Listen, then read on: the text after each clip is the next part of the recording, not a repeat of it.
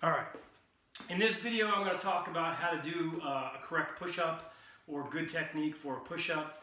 And so what we're going to do is the same thing we talked about in my video on bench press. It's really the same biomechanic, okay? Or the same biomechanics. You're basically going to have your hands or your arm out at about a 45-ish degree angle. Again, there's no perfect angle. We don't want to make a T though. This is just not good. It's not a good push-up. It's not a good bench press. It can impinge the AC joint, called the acromioclavicular joint.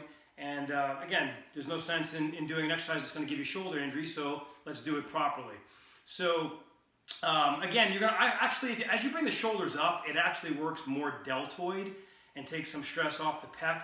Push-up, bench press, things like that, they're pec exercises. That's what they're for, and so we want to isolate the pec as much as possible.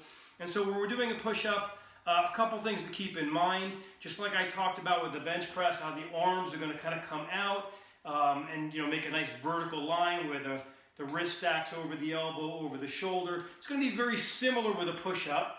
Okay, it's going to be very similar. Essentially, the thing I want you to think about. Keep that forearm vertical, okay? So I'll show an example of it. Let's angle it down a little bit so we can see. Okay? And so as I set up, okay, I keep a nice flat back, keep the glutes tight, the core tight.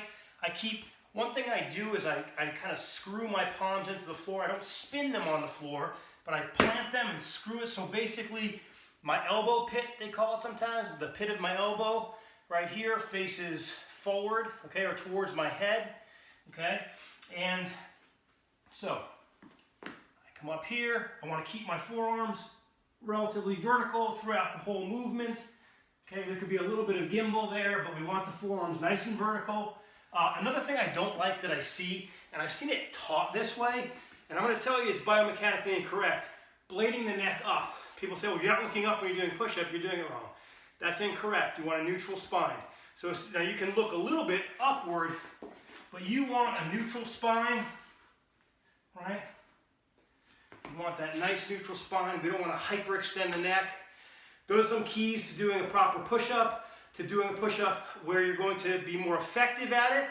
Push-ups are a great exercise for developing endurance for your pecs, developing strength for your pecs, not necessarily a one-rep max strength, but it's a great accessory exercise. It's a great warm-up. It's a great cool-down or burner at the end, or it can be put into exercises like supersetting them with pull-ups. I love push-ups. Now, if you have wrist issues, and you say, I can't do push-ups, they hurt my wrist, well then again, getting some push-up bars would be a good option for you.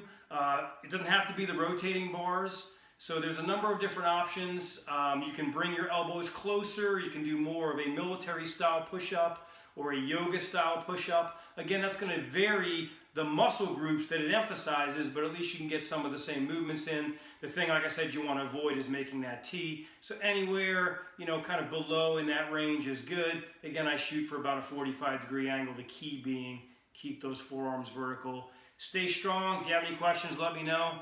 See you next time.